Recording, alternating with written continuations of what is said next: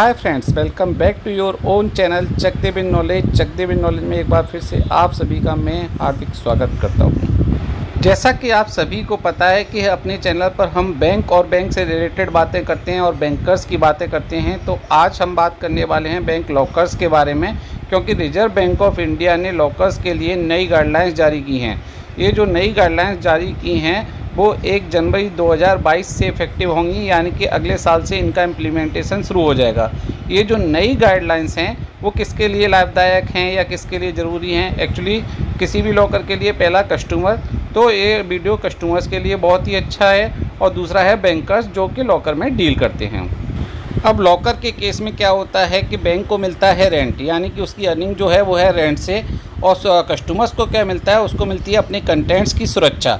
तो इस वीडियो में आरबीआई ने ये जो डिस्कस किया है उसमें बताया है कि बैंक की लायबिलिटी क्या होगी, बैंक को सुरक्षा करने के लिए क्या इंतजाम करने हैं और बैंक को क्या देना पड़ेगा कस्टमर को अगर कोई भी लॉस होता है तो।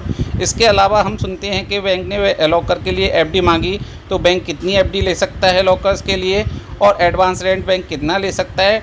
बहुत सारी डिफरेंट गाइडलाइंस आरबीआई ने जारी की हैं, जिसके बारे में हम आज आपको इस वीडियो में बताएंगे। लॉकर्स में स्पेशली लोग रखते हैं गोल्ड, यानी कि जो भी चीज़ें जो बहुत ही कॉस्टली होती हैं स्पेशली उनको लॉकर में लोग रखते हैं।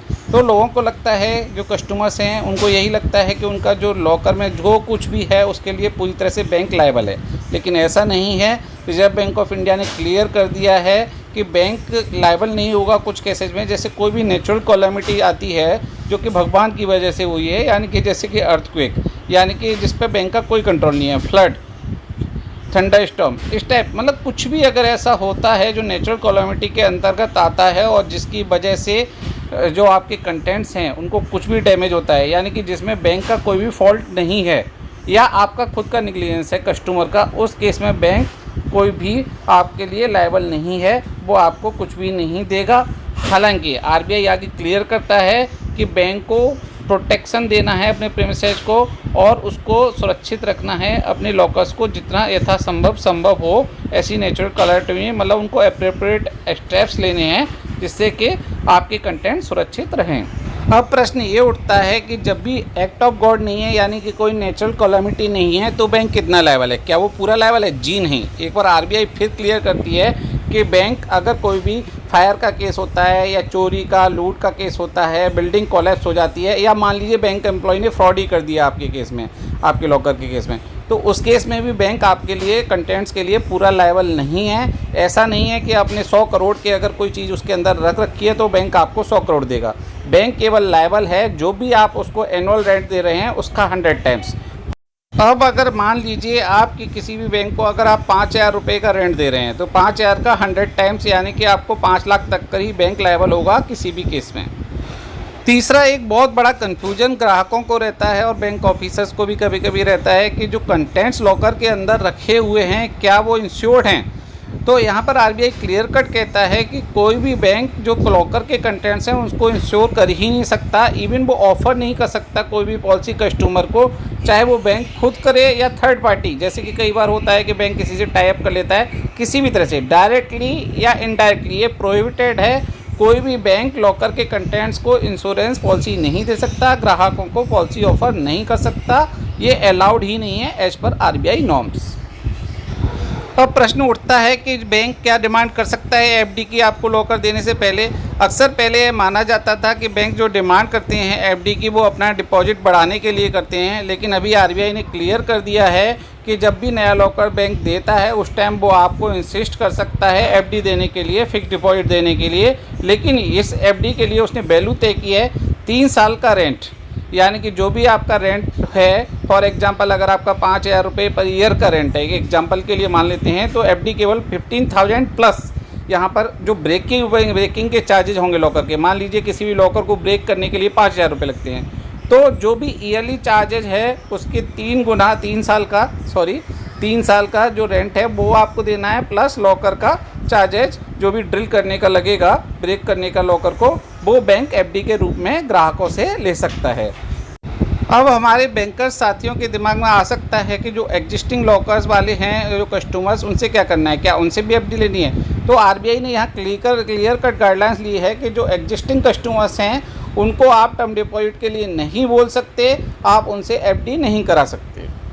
अब अगर आपका कोई कस्टमर इस टाइप का है जो आपको रेंट जमा नहीं कर रहा है, तो यहाँ पर आरबीआई की गाइडलाइंस कहती है कि अगर कस्टमर ने 3 साल का रेंट नहीं दिया है तो आप उसके लॉकर को ड्रिल ओपन कर सकते हैं।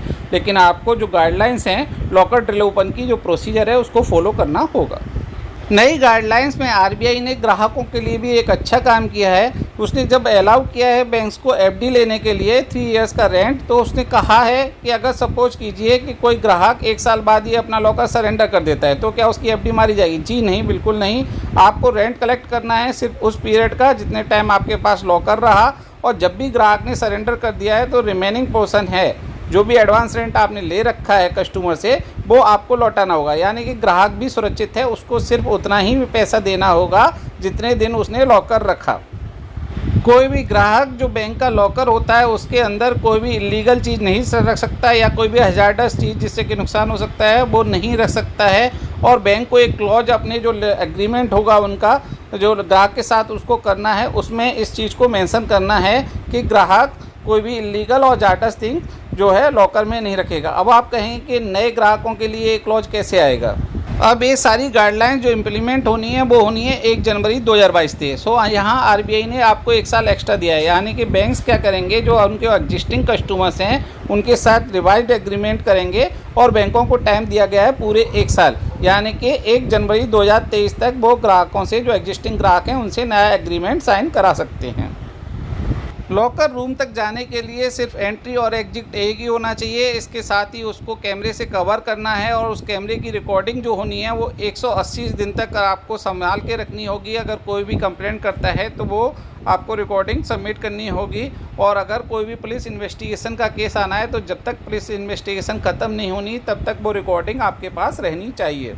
किसी भी रीजन से, चाहे वो मर्जर का केस हो या ब्रांच प्रीमिसेस को शिफ्ट करना, अगर लॉकर की लोकेशन चेंज होनी है तो बैंक को क्या करना होगा, उसको 2 महीने का नोटिस देना पड़ेगा 2 न्यूज़पेपर्स के अंदर ग्राहकों को। और ग्राहकों को ऑप्शन होगा कि वो अपना लॉकर क्लोज कराएं या कुछ भी करें, जैसा भी हो, लेकिन 2 महीने का नोटिस देना अनिवार्य है। अगर कोई नेचुरल कैलामिटी है उस केस में भी बैंक को नोटिस देना होगा जितना जल्दी संभव हो सके।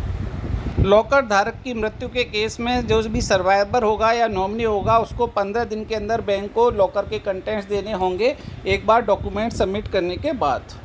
यहाँ हम बैंक्स के ग्राहकों को एक बहुत बड़ी ही बात बताने वाले हैं कि अगर आप रेंट पे कर रहे हैं उस केस में भी अपने लॉकर को ऑपरेट करना ना भूलें, क्योंकि अगर आपने 7 साल तक अपना लॉकर ऑपरेट नहीं किया और बैंक आपको आइडेंटिफाई नहीं कर पा रहा है, मतलब वो आपको पहुँचने की कोशिश करेगा, लेकिन अगर आपको जो भी आप जो बैंक के लॉकर के धारक हैं वो आपको कांटेक्ट नहीं कर पा रहा है, तो बैंक नॉमिनी को या सर्वाइवर को, लीगल एयर जो भी हैं उनको जो भी आर्टिकल्स हैं आपके वो कंटेंट्स दे देगा। अगर आप नहीं करते हैं तो अपने लॉकर को टाइम टू टाइम ऑपरेट भी करते रहें, मिनिमम एक बार 7 साल में तो ज़रूर करें। अगर आपकी कोई क्वेरी है तो आप हमें कमेंट सेक्शन में पूछ सकते हैं, हम आपको रिप्लाई करने की कोशिश करेंगे।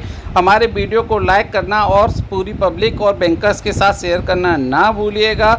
और ये आपका खुद का बैंक का चैनल है, इसको सब्सक्राइब करके नोटिफिकेशन बेल पर क्लिक ज़रूर कर दीजिए। आप सभी का बहुत बहुत धन्यवाद, शुक्रिया।